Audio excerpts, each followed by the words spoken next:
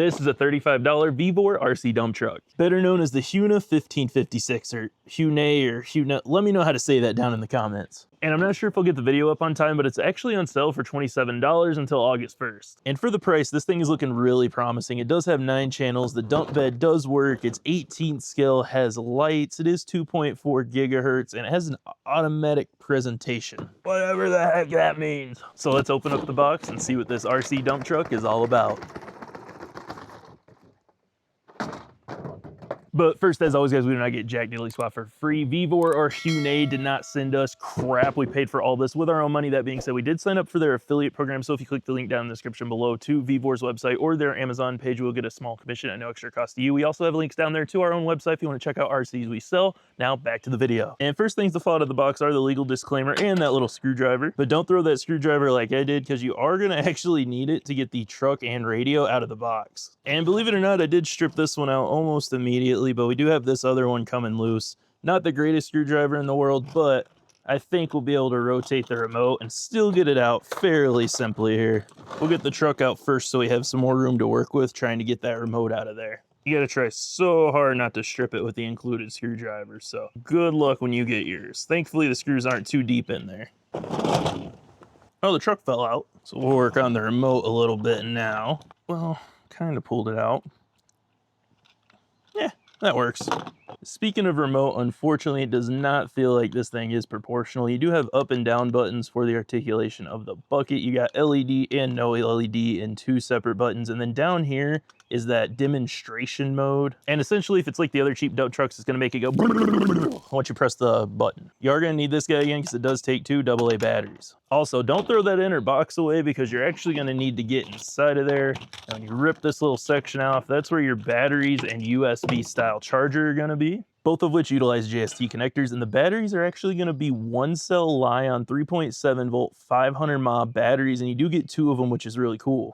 Moving on down to Dutcherville. Not a terrible looking rig. There is quite a bit of detail here. It's going for, I'm guessing, that Mercedes kind of semi-truck look, that European style flat face cab. You do have rubber mirrors, which is freaking awesome. No plastic to fall off or break. They're just gonna fold whenever you roll this thing over, so super nice touch. Fake sunroof and some lights along with a visor / bug guard thing up top. Some molded in clear wipers. Of course, their grill set up. Some more lights on the bottom. Nice little detailed interior. You do have a steering wheel and seat and all that. No side windows, which is a little unique, so you might get dirt and stuff in there if you're giving this to a kid.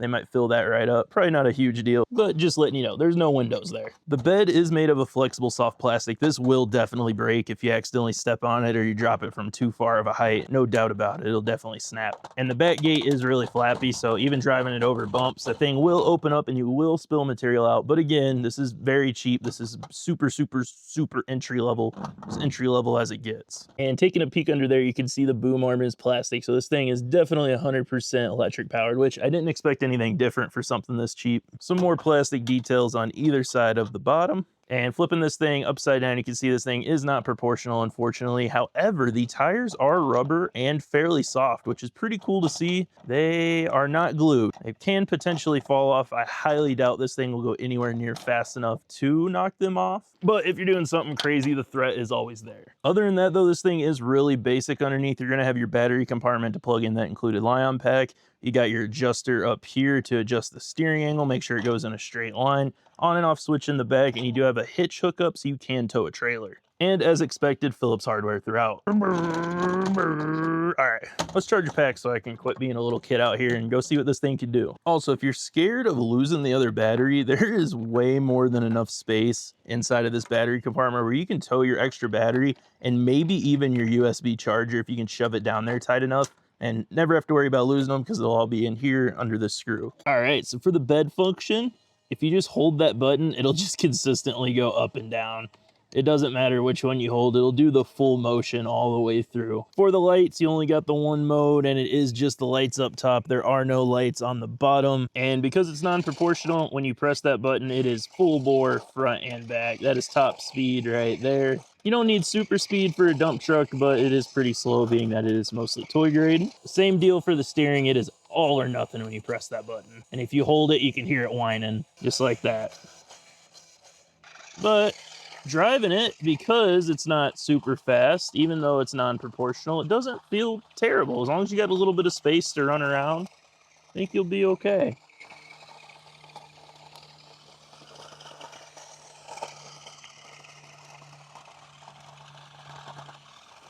Now, it will get stuck fairly easily, though, just because there's not a ton of wheel speed there. So even the smaller stuff, it is pretty difficult to get up. Maybe with a running start, yeah, kinda.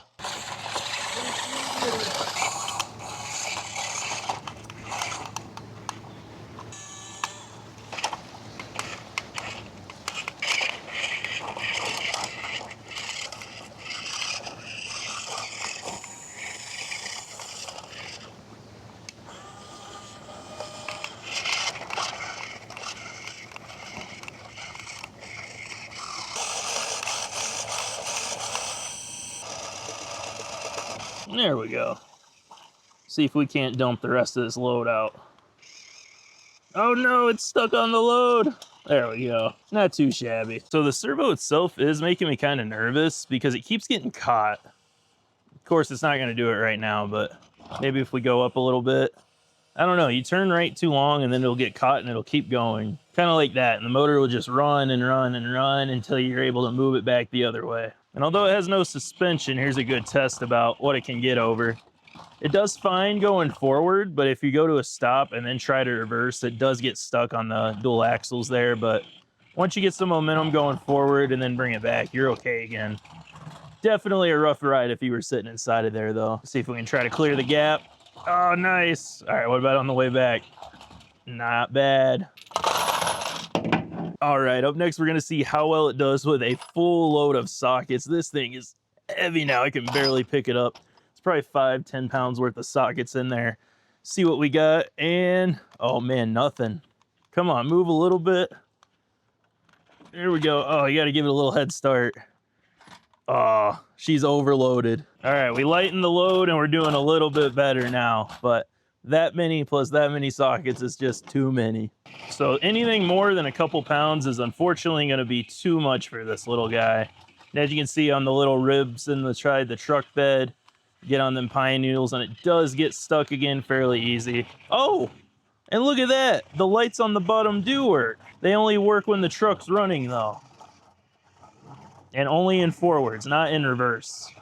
The reverse stickers on the back are just stickers though, they're not lights. So you only have the 2 lights on top that are always blinking and then the 2 on the bottom when you go forwards. That's gonna be it on this little Huina 1556 RT dump truck. Definitely nothing crazy. It is on the toy grade side of things. But if you're looking for something to hand off to the kids, it may not be a bad option. Same thing for if you have like a really flat like diorama setup and you wanna repaint this and I don't know, maybe do something with it. But if you're planning on hauling super heavy loads or doing like bigger RC construction stuff, maybe not the best bet out there. If you are interested though, again, links will be down in the description below to Vevor's website and their Amazon page. And there will also be links to our own website where you can check out RC construction vehicles we sell along with other RC cars and trucks we have in stock. And remember, keep it naughty.